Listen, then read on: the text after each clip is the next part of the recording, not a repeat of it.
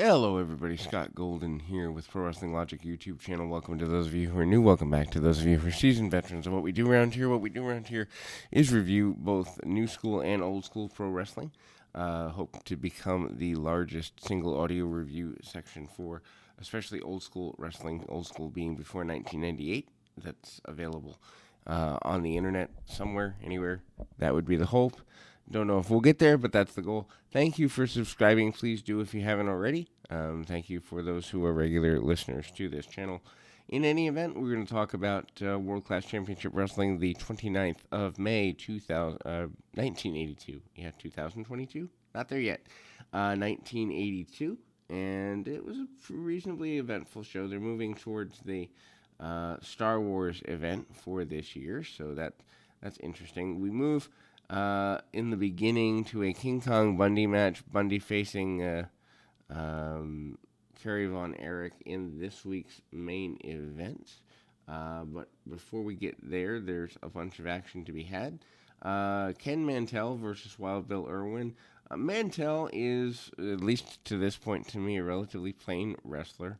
Of course, Wild Bill Irwin, I've mentioned before, might have been one of the better heels, unsung heroes in the world class of the at least 1982 era.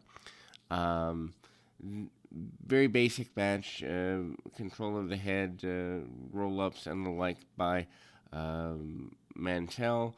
Irwin does a great job of being kind of the chicken heel, and even though he is the Texas champion at the time, he's held that Texas championship for a long time.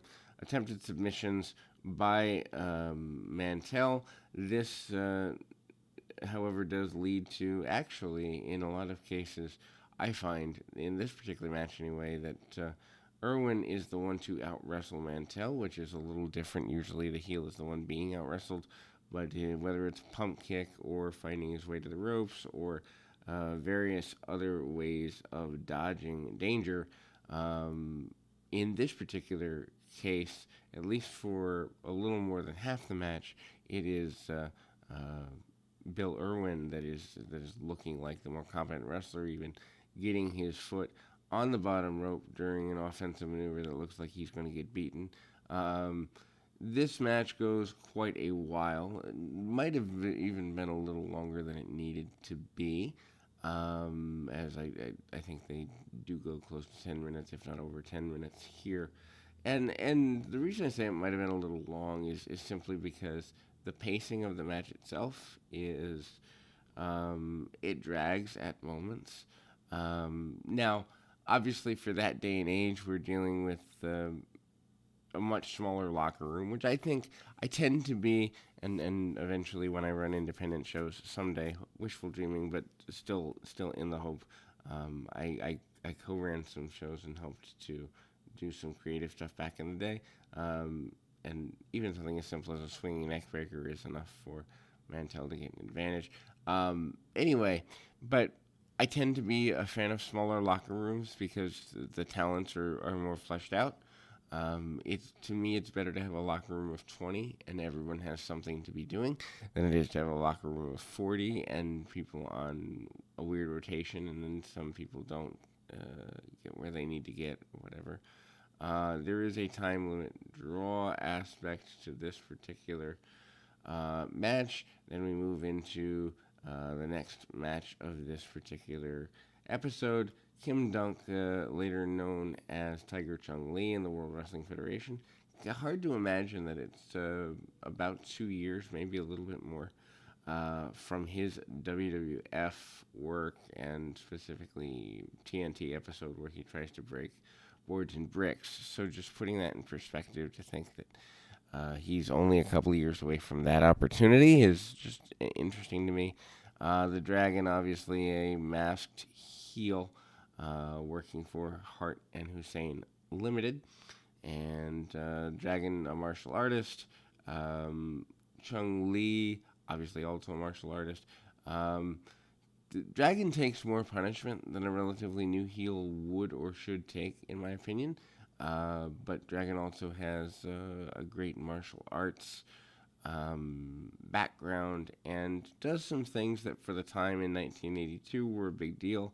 Uh, Backflip off his opponent in the corner, um, what amounts to a scissors hold and rolling through in a submission. Actually, it's funny. Tiger Chung Lee tries to steal that finish mid match here, and then we see Arman Hussein get in the ring, causing a disqualification. So obviously, they're trying to protect the dragon, but make Tiger Chung Lee um, look pretty intense and also uh, pretty credible. One thing I did not like is they kept referring to the Asian athletes or Asian descendant athletes as Orientals, which at the time, and I do not mean that as any sort of racial thing, but at the time that was acceptable, whereas today I think that would be considered offensive for the majority of people. Um, there's a disqualification of the Magic Dragon here. We move into a taped fist match, which I don't really think was a taped fist match in traditional sense. Al Madrill against the Great Kabuki. Madrill and Kabuki have a reasonably storied history over the last several months. Of course, Madrill comes out along with Gary Hart and Arman Hussein. H&H Limited are his leaders. Um, Typical match, and as mentioned, I'm not a huge fan of Madrill, just because he's super, super basic, super. Um, I find him at times to be under inspired in the ring. That's just my view. And while he's perfectly competent hand, he's not someone that I could imagine going to see and being excited by. Several martial arts holds by Kabuki. Kabuki also with strikes and kicks. The matches of Kabuki seem to be slower paced. Interestingly, the fans, though, stay behind Madrill and anyone he's in the ring with for the majority of matches. There are a couple of strikes. It's interesting because it goes back and forth. Madrill at times will hit hard strikes, and then at other times will look half goofy. The referee does go down, giving Gary Hart the opportunity to interfere on behalf of his man. He holds Madrill from the outside and hits, allowing Kabuki to hit several strikes and a leaping side kick, and then gaining the victory. This is all while the referee was knocked partially unconscious, not completely unconscious, mind you, but partially unconscious. And so they are arguing mid-ring. The official, another official comes down to the ring and reverses the decision. I don't know that I like this. I mean, it's the age-old. Can a referee call what he doesn't see, or should a referee only call what he sees? We then go to a H&H Limited interview process. They are celebrating Bundy. This is not the first time, but it's one of the more regular times smoking a cigar. They are celebrating the damage done to the Von Erichs. They are celebrating the success of H&H Limited. Obviously, Bugsy McGraw is still part of this. Within a couple of months or so, actually about a month and a half, McGraw starts to not be part of this and goes back to a babyface role. That happens to me at least a little quickly, with how strong Bugsy was for a little while in his heel role. It strikes me as a little bit quick and a little bit odd, but maybe that's just me. We go to an interview with Fritz Von Erich. Fritz obviously talking a great deal about his final match as a member of the semi-active roster. One thing that he talks about is that match is going to be for the North American Championship. He also talks in great deal about his sons being his central focus, and almost sounds a little bit bitter about not being the NWA National Wrestling Alliance Heavyweight Champion over the years. And the bitterness does come across. He says that all of his sons are going to win the championship, which I guess makes sense if you're a father of a large wrestling family. But to think that all of his sons would be world champions, a little shooting for the stars, a little bit. But then we move on to Bugsy McGraw against Tom Shaft, Tom Boogaloo Shaft.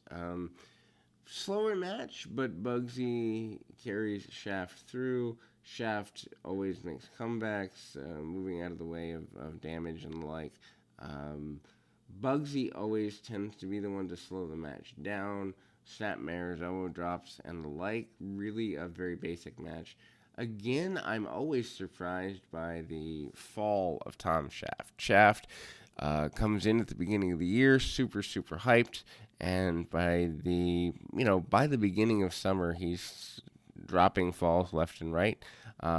He does here as Bugsy McGraw hits the falling splash for the victory. We then move to our main event. Kerry Von Erich, Texas Tornado to WWF fans, as the youngest of the active members of the Von Erich family of wrestlers, against King Kong Bundy. Of course, just a few short weeks ago, Bundy and his manager Oman Hussein were taken to task by Kevin Von Erich with a chair that was a brutal attack, and this is raised during the commentary of this match and several subsequent matches week by week. Again, I'm going to raise that I don't like the way that Bundy is booked here. I realize that in Texas, the reality was that everyone falls to the claw. I get it. I understand it from a logical perspective. But I think at this point, 6 months into a run, 5 months into a run, whatever, Bundy doing as much selling as he doesn't work, and it bears out in everywhere from Mid-South later with Bill Watts to even WWF in the later 80s.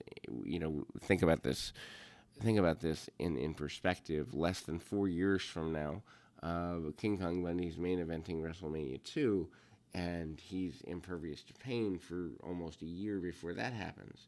The run from WrestleMania 1 to WrestleMania 2, Bundy, other than when he's in there with someone like Andre the Giant, is, unmovable, untouchable, and all that. So I don't think that the Von Erichs should have had as much influence. Of course, punches and kicks and very basic moves by Bundy. Bundy, for a big man, has great stamina, great pacing.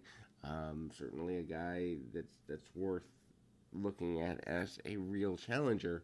At the same time, the Iron Claw being something that can take down a 450-pound man every time, a little bit goofy. I mean, in the sense of it worked with that Texas crowd for a while, and I think it probably could have worked for a couple of years, really, if you placed it that way. But sooner or later, the fans are gonna balk at it, and I think if they hadn't had the Freebirds come in '83 that were more the size of the Von Erichs, I think the Von Erichs probably would have burnt out a lot sooner. This turns into a brawl on the floor. No decisive winner. I think they call it a disqualification, but technically should have been called a countout. Nothing solved here, so we were easily set up for another version of Von Erichs versus Bundy somewhere down the road, be it Kevin or Kerry. David is less active than I remember at this time, although you got to remember I'm less than a year old during the airing of these, so I have no first-hand recollection of these, but I think I remember reading about David being a more active star than he was at this time, so maybe he was active in other areas of the country or internationally at the time.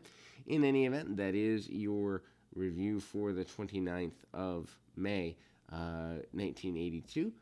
We will be back with more of these this evening and throughout the week. My goal is to have almost 300 episodes done by the end of the year. I really would like them done sooner than that, but continue with your positive thoughts and comments and subscribing and sharing these for the benefit of everyone who are old school wrestling fans. Till next time, keep your feet on the ground, your mind in the moment. Till next time, everybody.